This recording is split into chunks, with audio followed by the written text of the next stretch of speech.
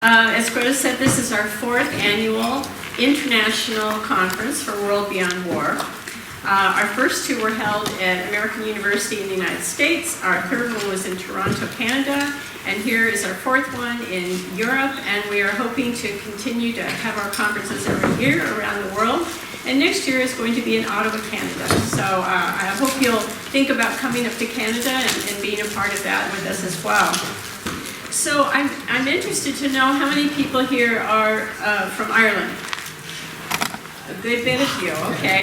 And yes, thank you. How many of you are here are not from the United States or Ireland? Wow. Wow. Okay, why don't we have Iran? We have Japan. What else? Canada, Switzerland, New Zealand, Germany, Spain, Sweden, yeah, okay. So it just shows you, and it's really exciting to have people involved from so many places. And you know, we know it's going to take an international effort to end war. So this is great to see such a turnout. Now, everybody can't be here, but they can watch the program via live stream, or they can watch the videos that will be posted to the Facebook page and the YouTube page of World Beyond War. You need to follow the hashtag NoWar2019. It's NoWar2019, all one word. And we'll be posting to Twitter and to Facebook, and we'll have the videos for you this evening. So I hope everybody will do that. And if you are at all savvy with your camera and you would like to post to Twitter, or we would love to have everybody taking their own pictures and live tweeting and all that stuff. Okay. So my name is Leah Bolger. I am the president of World Beyond War, and our organization is a little over 5 years old. It began when David Swanson, who is a very prolific author, wrote a book called War No More, The Case for Abolition. And the book was read by David Hartsough, who is a lifelong Quaker peace activist. And David Hartsough talked to David Swanson about the idea of forming some sort of network or movement or entity that would address the institution of war, the war itself, and not just the war of the day, and find a way to figure out some way to replace the way the world is, the conflict is resolved today. And they also knew that it had to be an international effort, and so that's why we're working so hard to increase our membership throughout the world.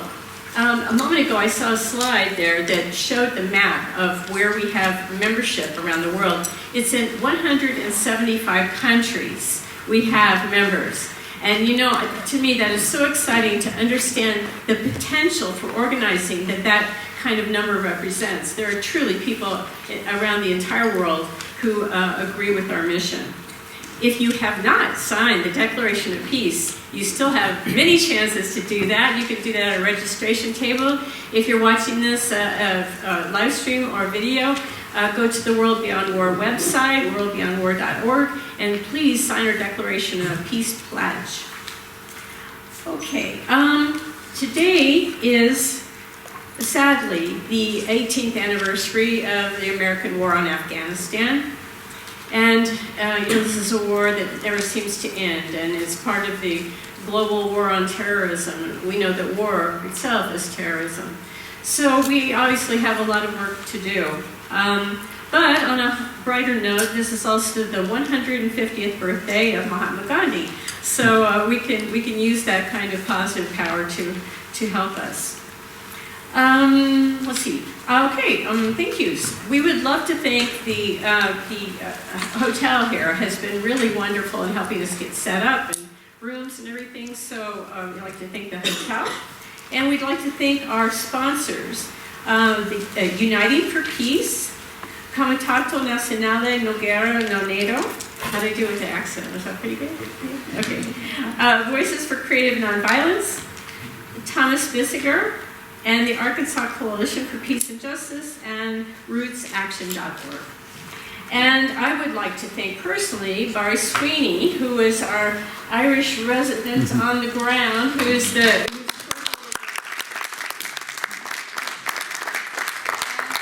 going to tell you a little bit more about the details and how we're going to be operating today. So, Barry?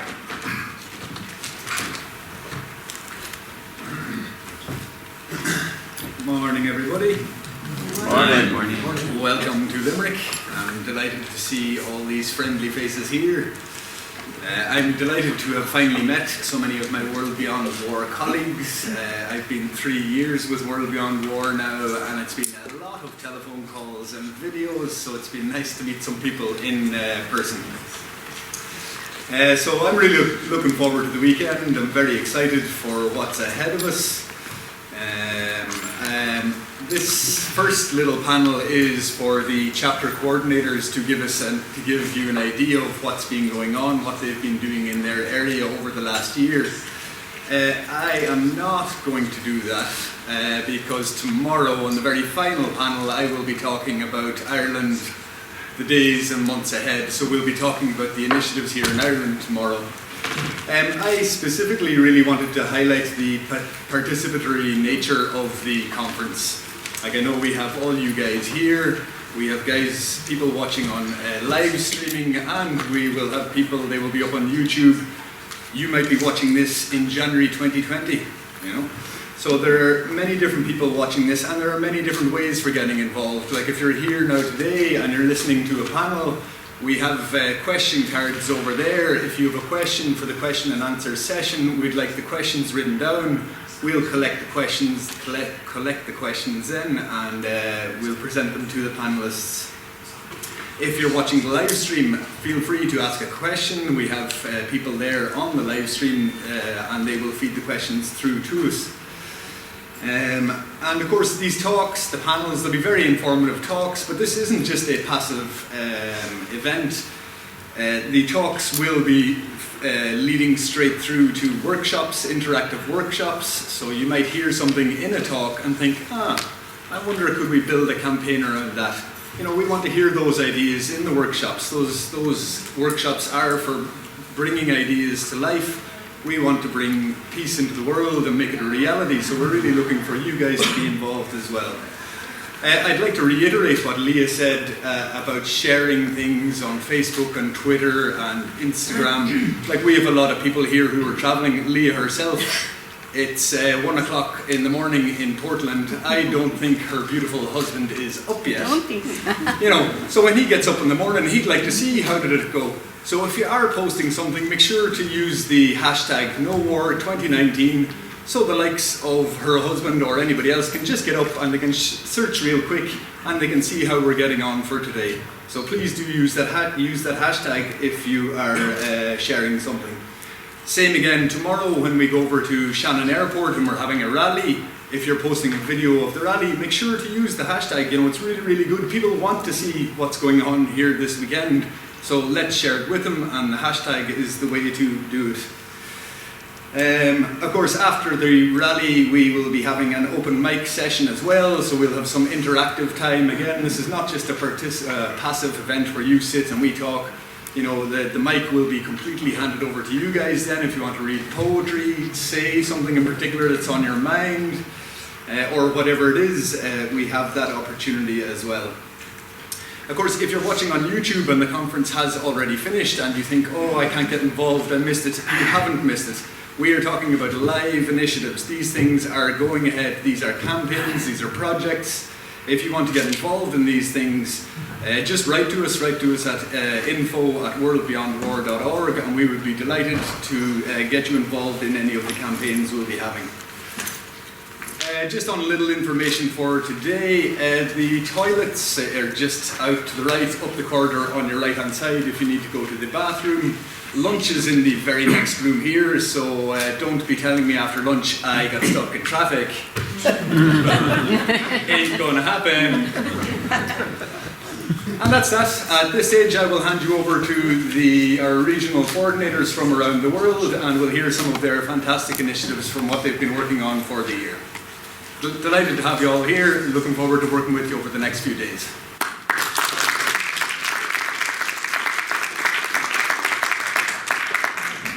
Thank you everyone for coming. My name is Greta Zarro. I'm the organizing director for World Beyond War. As Bari said, we are a network of chapters around the world, as well as affiliates. Affiliates are existing organizations that partner with us. But chapters are volunteers that come to us and decide to take on the World Beyond War mission and start up a group in their area. So we're going to hear from some of our chapter coordinators today about what they have been up to in their communities. So we'll get started with Heinrich Buecker, our Berlin chapter coordinator. Please.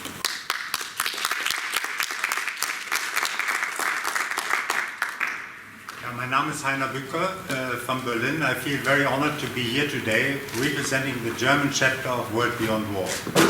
I represent the network in the center of Berlin since 2011 at my anti-war cafe, which I opened 15 years ago. Over the years, the cafe has become a meeting point for activists around the world from many backgrounds and cultures.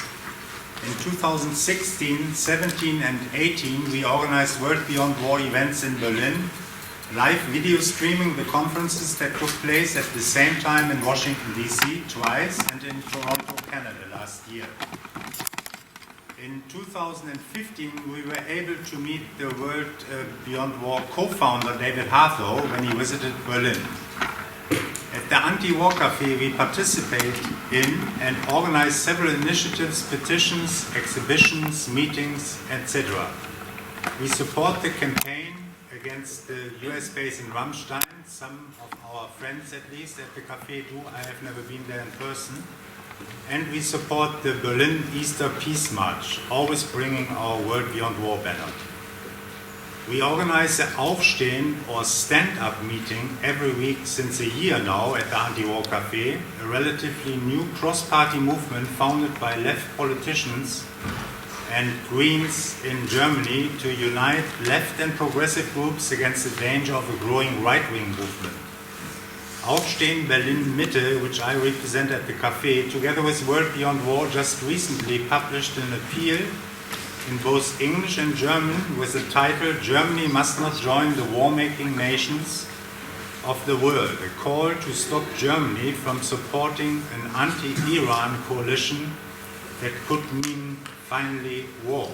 6,500 people and groups from Germany and the US have signed the appeal. Currently, we also are planning a poster campaign for May 2020.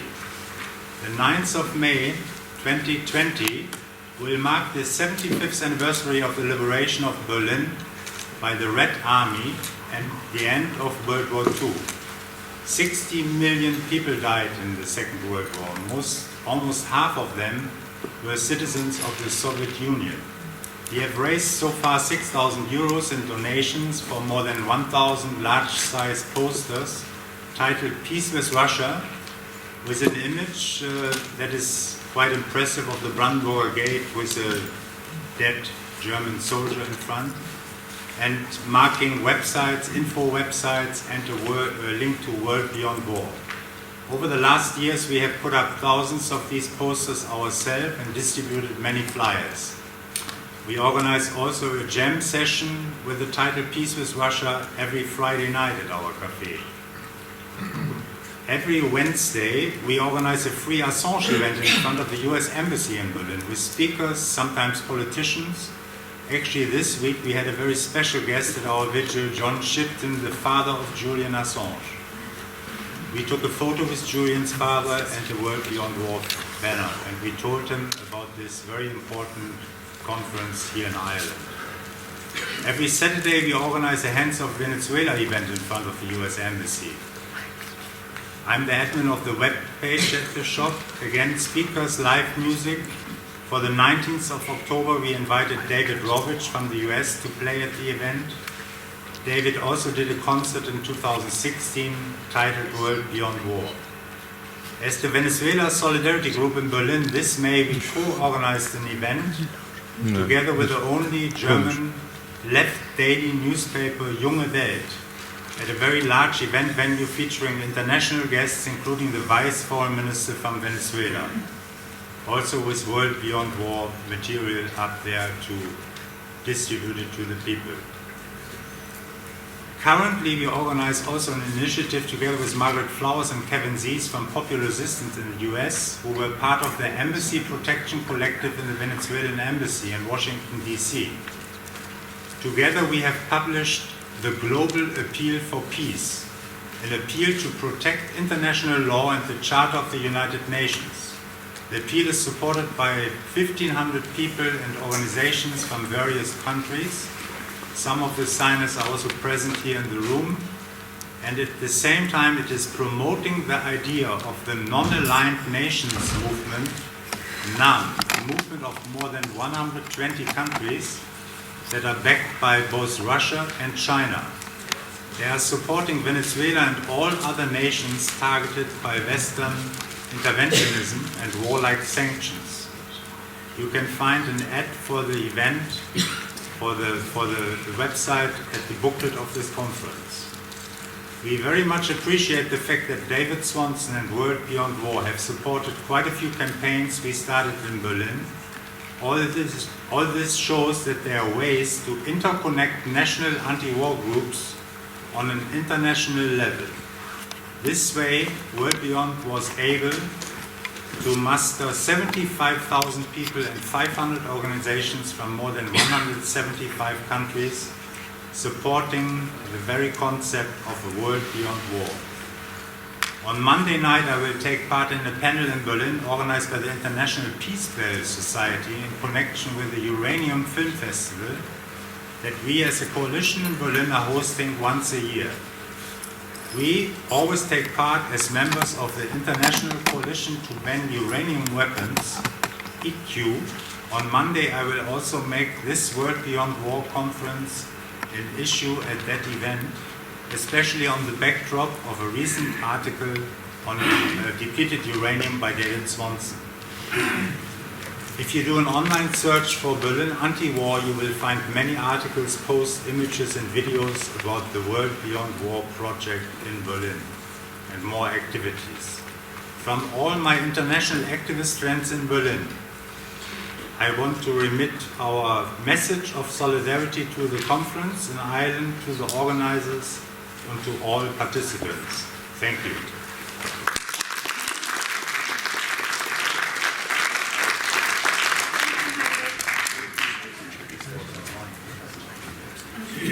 So our next speaker will be Liz Remmerswaal, who is our New Zealand chapter coordinator.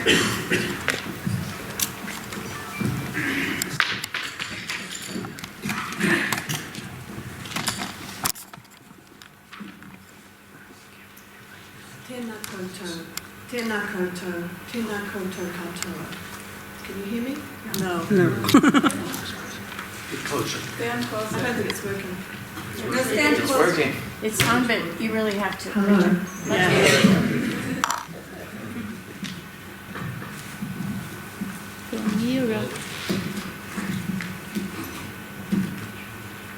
Hello, hello. Yes, there you go. Tēnā koutou, tēnā koutou, tēnā koutou katoa. Ngā mihi nui kia koutou.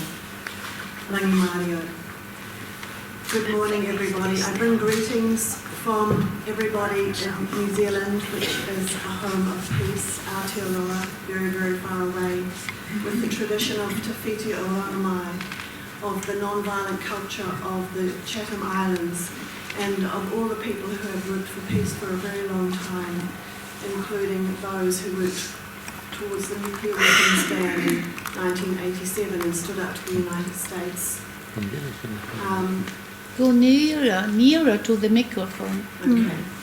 I've been involved in World Beyond War for a couple of years, and before that I was involved with Women's International League for Peace and Freedom. And a big part of my role as chapter coordinator in World Beyond War, and I'm also serving on the International Coordinating Committee.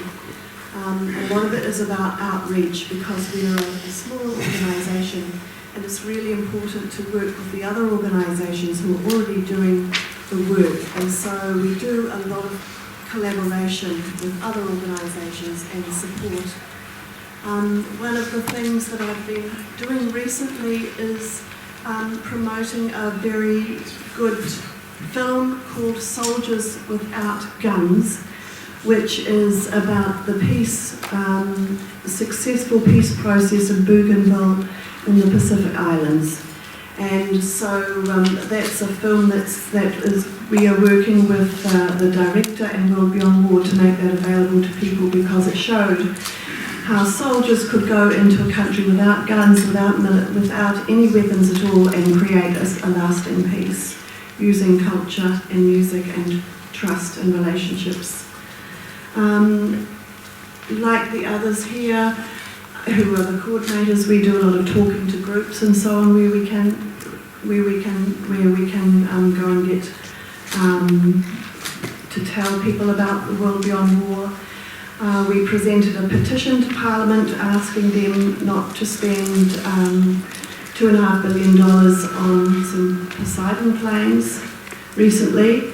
Unfortunately, in our country, there is an increasing spending on military in line with working with our partners, Australia, United States, Canada, England, etc.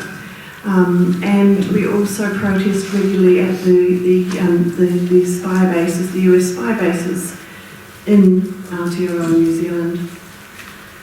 I also work with Australia, the Independent and Peaceful Australian Network, which is another wonderful organisation, doing similar things.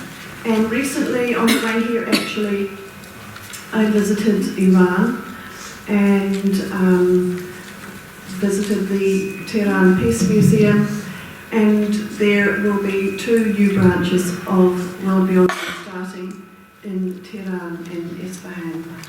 And you'll probably hear more about Iran later on the weekend from Dr. Fawad Izadi, who's here also.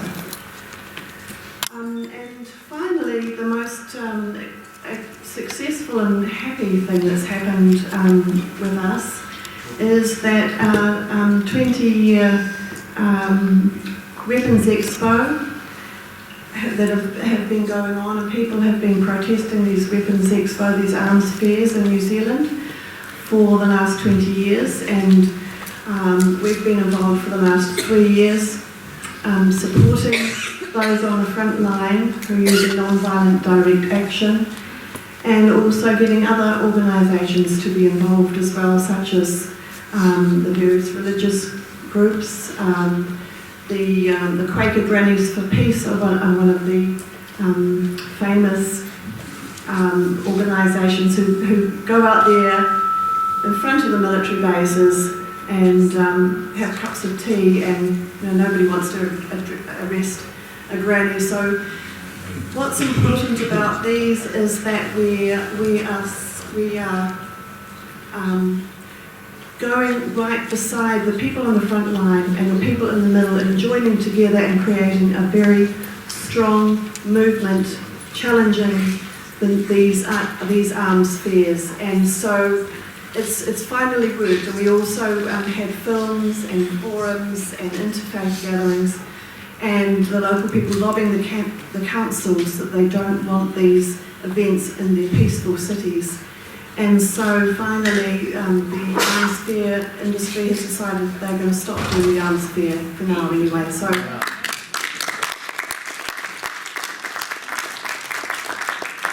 that's a great success. So I'd like to encourage everybody to get involved in World Beyond War. Start a chapter in your area and work with all the other groups as well. That's the most important thing. Kia ora.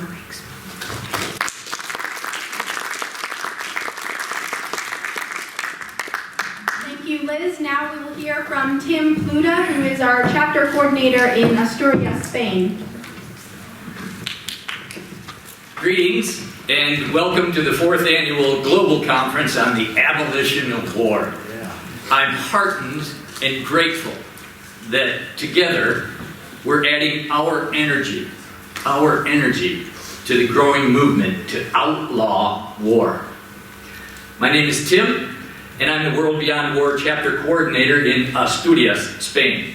I'd like to mention we just started in January, and today I see 3 staunch supporters of this new chapter in Spain attending this conference. Yes, thank you. We started our quarterly meetings in January of this year with 3 people. And currently we have a signatory membership of 22. Yeah. Oh, look at that. World Beyond War, or WBW, encourages 3 areas of focus for chapter activities.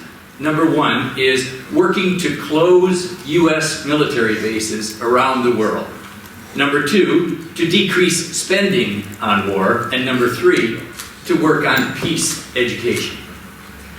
Our chapter decided to focus initial efforts on peace education. Education is the fertilizing of the soil and the soul. Education is planting seeds. It's something that you and I can do together. We can continue to educate. In the face of daunting odds, very daunting odds, we can continue to educate. So far, Spain has educated about the organization and purpose of World Beyond War. We offered a look at some of the hidden costs of war.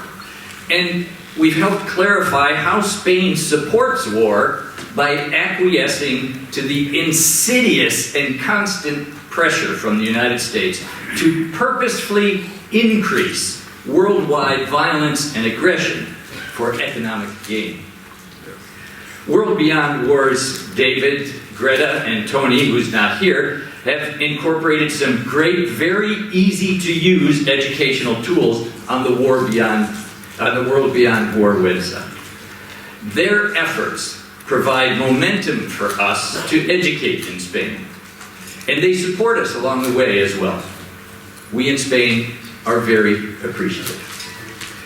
2 other activities in which we participated were to help produce and record the audio version of one of the World Beyond War's books entitled A Global Security System, an Alternative to War, and to help translate a shorter version of that same book into Spanish. We're also working closely with Veterans for Peace to start the first chapter in Spain, Veterans for Peace. If you haven't started or joined a World Beyond War chapter where you live, I encourage you to do so. It's really easy to do. And the same passion that brings us here today shines a light on whatever path we choose to follow or to create. It was once said that there is some magic in starting a new project. Make some magic. When you go home, think about getting involved or starting a World Beyond War chapter. Thank you.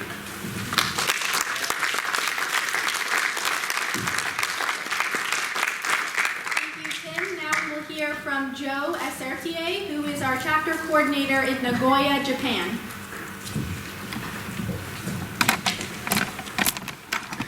Thank you very much.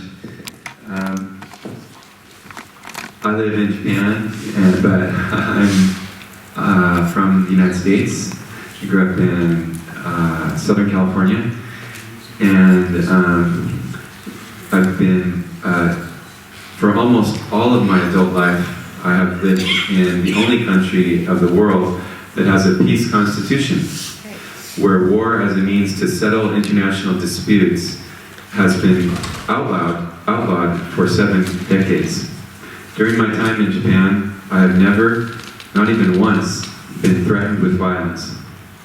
I've had the pleasure of living day by day with an amazing sense of physical security, free from the worry of being mugged or shot at or punched in the face. I have often even heard the very word violence, boryoku, spoken as something hideous, the kind of savage act that only a thug would resort to. Meanwhile, the government of my own country, not Homeland Security, it's not security, where I have good friends and family, is now widely, if not universally, recognized as the greatest threat to peace in the world. A threat led by a soulless man who was told by his father to be a killer, who was put in power by a broken electoral system. A man who is now implementing the whims of the most destructive political party in human history. As that great nonviolent freedom freedom fighter Dr. King, who was a student of Gandhi, whose birthday is today, once said, "I cannot be silent. No way can I remain silent." Consider what our government and our people did to Japan. The unnecessary and cowardly firebombing of Hiroshima and Nagasaki, the sexual violence against and the murders of at least hundreds of the women and children of Okinawa during peacetime. This peacetime, this violence perpetrated against the very people who we are supposed to protect. But then it's always been about projecting force in Asia, hasn't it? It's about projecting, not protecting. And of course, to rub salt in the wound, the construction and maintenance of these polluting bases are almost completely paid for by Okinawans and Japanese. They are paid for the destruction of their beautiful and vital ecosystems in order to serve U.S. military interests. And yes, that old fantasy of the so-called open door policy. American journalists are silent about the daily injustices that Okinawans endure, and that must change. But also next year will be the last chance for the survivors of the nuclear bombings to have their voices heard, as several hundred of them gather in New York to deliver an appeal to the United Nations and the world to abolish nuclear weapons so that our species may yet live and thrive. That will be a good opportunity for us who are U.S. citizens to apologize. Since Obama, no slouch when it came to supporting U.S. imperialism, was happy to get a Nobel Peace Prize as long as he didn't have to live up to it. Shame on him. He went to Hiroshima, made some empty speeches that many Japanese bought into, and then went home to immediately commit our country to $1 trillion in investments in more useless nukes. Now, more concretely, what is World Beyond War doing in Japan? We're working on U.S. bases in Okinawa. Americans are beginning to drift back to reality, seeing that these spaces are stupid, costly, and unnecessary. We'll help them keep drifting back to reality. So I'm involved with the anti-base movement. That's probably my primary activity once a week on Saturday nights. We have demonstrations in Nagoya. Then just recently this summer, this statue was censored in an art exhibit called the Aichi Triennale. And the exhibit was entitled Lack of Freedom of Expression Exhibit Part 2, because many of these artworks had been censored before. So we've been working on that. One reason that war is evil is because it hits the disadvantaged, the little people, women, children, the poor, those who always bear the least responsibility for starting the war. The statue of a girl of peace, that's what the title of this is, Statue of a Girl of Peace, designed by 2 Korean sculptors, brings that message to people and indirectly questions the patriarchal privilege that says that men have a right to women's bodies. After 2 months of daily struggle, pockets of resistance in Japan, led by artists, progressive art exhibit organizers, and responsible citizens, have successfully, last week in fact, won a significant victory in what will be a long struggle. We got the statue of peace. It's also called the Statue of Peace, and the other reminders of the horrors of war reinstated. So thousands of Japanese will have a chance to learn their history. Later this month, Veterans for Peace will be telling people about Washington-sponsored sexual violence perpetrated by U.S. soldiers on battlefields and on and near bases, and we'll be helping Veterans for Peace with that. The mass media has been giving people in Japan the false impression that Japan is under attack. This is another thing we're working on. Is under attack from the outside, especially from Koreans. Xenophobia against both Koreans and Okinawans is getting worse, and it's as bad as I've ever seen it. the racism, this fear, this like irrational fear against of Koreans and also Okinawans is getting worse. And so we are going to continue to resist that. Our brothers and sisters from Korea and Okinawa have been excellent agents of democracy and peace, and so we want to support them in every way we can. Military spending in Japan has been going up steadily, like in Russia, China, and Korea, but activists in Japan have recently staged a rally against the weapons market, or expo that was held there this year. That's a new thing in Japan. Japan was not allowed to sell weapons until, I can't remember, maybe the year before last. World Beyond War is underlining, World Beyond War, I think as a global movement, is underlining the fact that through the slightest decrease in military spending, we can feed all the hungry people in the world. And Japanese activists are leading similar campaigns already in Japan. And so I'm hoping that we can link up with them on that. So, okay, then finally I just want to say there's an ethical principle that good, sincere, peace-loving Japanese have taught me over the years through their actions more than through their words. And that is very simply that one good turn deserves another. So I have determined that I will repay my debt to Japan by becoming an agent of peace, a builder of peace, so that future generations can enjoy this precious feeling of peace and security, something that very few Americans ever have experienced, actually. This feeling of peace and security that I have experienced and enjoyed, a treasure that I have received that I will never forget. Thank you very much.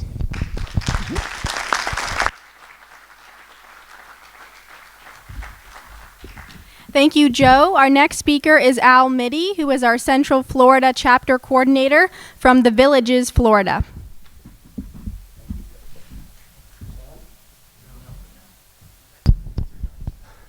It's on now. All right. Thank you, Greta. My name is Al Mytty. I live in a place called The Villages, Florida, which is a very large retirement or active adult community. It consists right now of 120,000 people, and it's growing to 250,000 people. Sumter County, Florida, has the oldest median age in the United States. It's a place that's very pro-military and pro-militarism. It was the place that Trump visited 2 days ago, so I was glad to be in Ireland and not there. But if you go online, you can see old people protesting the presence of Donald Trump in The Villages, Florida. We have, needless to say, a lot of old people there. We also have a lot of brain power and a lot of experience and professors and Nobel Prize winners and a lot of resources to draw upon. So I get excited about the knowledge base that we have there. I'm also pleased that we have two other chapter members here. Jim and Jewel McCormick are sitting right over there, so we are a chapter from the U.S. with 3 people here.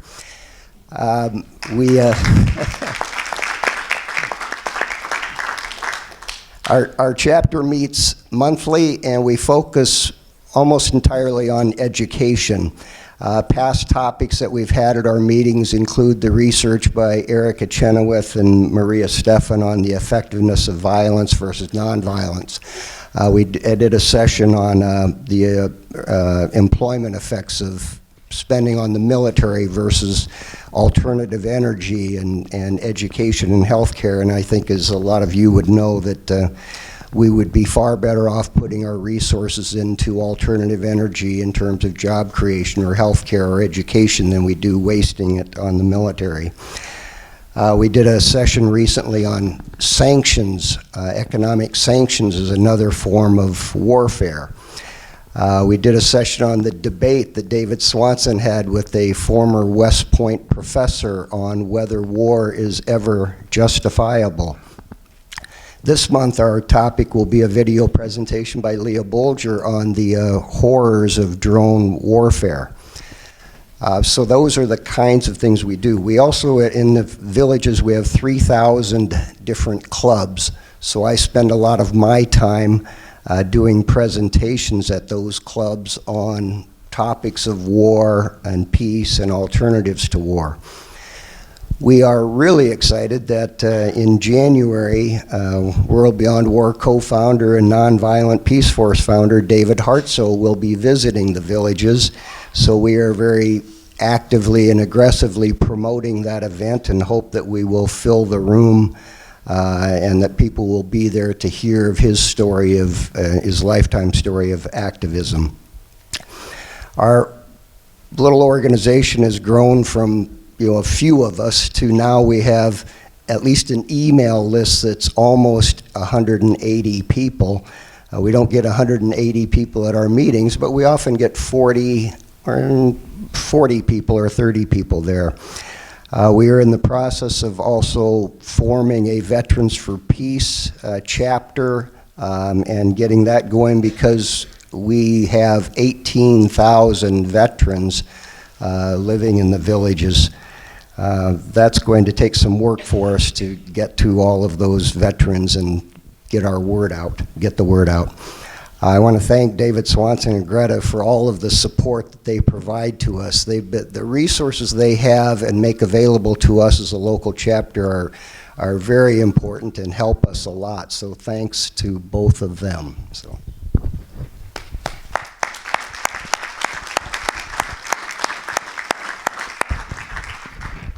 Thank you, Al. And I always say, you take the chair, you take the chair, you take the chair. It's the Canadian way. Does anyone know where South Georgian Bay is? Oh, yay, one person. So it's about an hour and a half north of Toronto in Canada, and I think there's something really exciting happening there. We're actually an incredibly young chapter. We had our first meeting at the end of June. And I was hoping that 12 people would be in that meeting, and we had 20. And now we have over 100 people who are on our mailing list and varying degrees of active in terms of what we're doing. So I want to tell you how that happened, because that happened in 3 months and 2 weeks, basically. So I was at the World Beyond War chapter in Toronto last year, and I had the thought, everything was so inspiring. I had the thought, maybe I'll start a chapter in South Georgian Bay. But it was a thought, and life is busy, and it took over, and it carried on. And in the winter, I took the online Abolish War 101 course. And if anyone hasn't taken that course yet, I really encourage you to take it. So I took that course, and then when I came out of that, I felt compelled to start a chapter in South Georgian Bay. It wasn't a thought anymore, I felt compelled. But it just seemed so overwhelming. What would we do? How would we organize ourselves? South Georgian Bay has got to be one of the most peaceful places on the planet. Can you hear me? On the planet. I mean, the water, you can go out to the middle of the bay, the water is 50 feet deep and you can see the bottom. Every night you can look up and see the stars. It's just in half an hour I can be in my kayak on a river. One of the most peaceful places in one of the most peaceful countries, Canada, on the planet. And the issue of war and the need to deal with it is just not on the radar screen in South Georgian Bay. So how would we make this happen? What we ended up doing, and I will add that I also have a member from our chapter here, he's right there. What we ended up doing is, my husband, very important, is we thought, how did we get started? And we got started a year and a half ago by that very video, the debate between the ethics professor at West Point and David Swanson on whether war could be justified. And the first time I heard that, I thought, well, yeah, you know, the Second World War, I mean, we had to stand up to Hitler, right? I had thoughts like that. And by the end of that debate, my sort of half understood unconscious presumptions about war were up in the air now. So if anyone hasn't seen that debate, I highly encourage that you all take the time to watch it. So we thought, okay, that's how we got interested. Why don't we just ask our friends to come over and watch the debate with us? So that's how we started. And for a couple of months before our first meeting, we probably had about a dozen small meetings in our basement. One person, 3 couples. We had as many as 11 at one point. And we watched the debate together. And they were curious and interested, so they came. We weren't trying to do anything. We weren't asking them to join anything. We just wanted to talk about it afterwards. And everybody had a positive experience of the evening. Not everybody wanted to go forward with it, but when I was confident that there were 12 people who wanted to go forward with it, I contacted Greta, who probably thought, my God, who is this person coming out of nowhere with 12 people who wants to form a chapter in 1 week? And the following week, we had our inaugural meeting, and 20 people showed up for the inaugural meeting. And it was incredibly exciting because they were all coming informed in some way, shape, or form, and choosing to be there because they wanted to do something. It was very, it was inspiring, really. And I would say to anyone out there who wants or is even thinking about setting up a chapter of World Beyond War, that at this point, I can't think of anything more compelling, more important, more valuable that we could possibly do with our time than that. That's where we're at right now. So we're 20, we want to get going. What are we going to do? We decide outreach and education, number 1, which is really important. And since that meeting, we've had 3 meetings, all with an educational form to them, and all over in an hour. We promise our meetings will be over in an hour. You can stay and talk afterwards if you want, but the meeting will be over in an hour, so no one has to worry that they're going to come to something that's going to be deadly boring, or someone's going to grab the mic and go on, or that's not going to happen. The meeting will go and end in an hour. So we've been doing that. We also decided that we were going to get 700 people in South Georgian Bay to sign the Peace Pledge. Why 700 people? Because that's approximately 3.5% of the population of Collingwood, Ontario, which is the town that we live in. And we thought we'll be a little incubator for what we learned from Erica Chenoweth about the 3.5%. So we'll do that. And we had at that point, I don't know, 12 signatures or something at that point, but we were going to go for 700. And our third idea was September 21st was World Peace Day, International Peace Day. Why don't we put on an event? Why not for International Peace Day for our town and see what happens? And we just were bold. I heard someone in a podcast say, just be bold. So we were bold. We were going to do this. And at first we thought, we'll put it on in a community center. Maybe we can fit in 60 people. That'll be great. But by 2 weeks later, I found myself with 2 other people sitting down with the Legion, the Collingwood Legion, to see if they wanted to partner with us to put on this event. And I mean, nobody says no to world peace. And you can't find a veteran who doesn't come back and isn't pro-peace. So in the end, they agreed. What more fitting place than that could we possibly do? And then we produced these flyers for the event. And on this side, that's Georgian Bay. That gives you a picture of how beautiful it is. It says, it only takes a ripple to create a wave. May the ripple begin with us. And on this side, it talks about International Peace Day and the dancing and the entertainment and the inspiration that we want to provide for that evening on September 21st. And we papered the town of Collingwood, the 20,000 people, with 1,000 of these pamphlets. And we thought, at least now we're putting it on the radar screen. It's planting a seed. And maybe 2 weeks before the event, the pamphlets were all gone. So we printed 500 more and repapered the town with these pamphlets. And who knew how many people would show up for the event, but people had taken these pamphlets and were thinking about it. And that was our hope. So then the event comes. We have an indication that about 80 people are going to come. We expect attrition rate of about 10%, so we're hoping for 70. We set the room up so that it can accommodate as many as 100, and 110 people came. Could have been 120, we're not sure. So we were absolutely thrilled. They came, and they were all excited, and they were all pumped, and really, really curious. Now, I had a presentation that I'd been giving. I'd given it to a Rotary group and a few other groups in our area, and it really sort of brought home the impact of war on our planet, the fact that there have been 250 wars since the Second World War. And my organizing committee for this event, the 8 of them, hammered me over the head and said, you can't do that. This has to be an inspirational evening, and you want people to be leaving, like, inspired. And so, although we didn't call the talk this, the talk was basically, the world needs more Canada. Because we are number 6 in the International Peace Index for peaceful countries. But the 5 countries ahead of us are very small. We have 37 million people in Canada, and we embrace the multicultural values that I think we want worldwide. And people were just inspired. I don't think anyone could have been happier with how the evening went. So we're on a roll. I honestly don't know where it'll go. If you told me a year ago that I'd be standing here talking to you now, I would have thought, no. But I don't know where we'll be this time next year. I do know that there are a lot of us who did not know about CANSEC, which is the largest North American expo for suppliers to the military. And so I think there'll be a lot of us showing up in Ottawa next year for the conference next year. So it's exciting. And for those of you out there thinking about becoming a chapter coordinator, I can't, do it. Just do it. Thank you.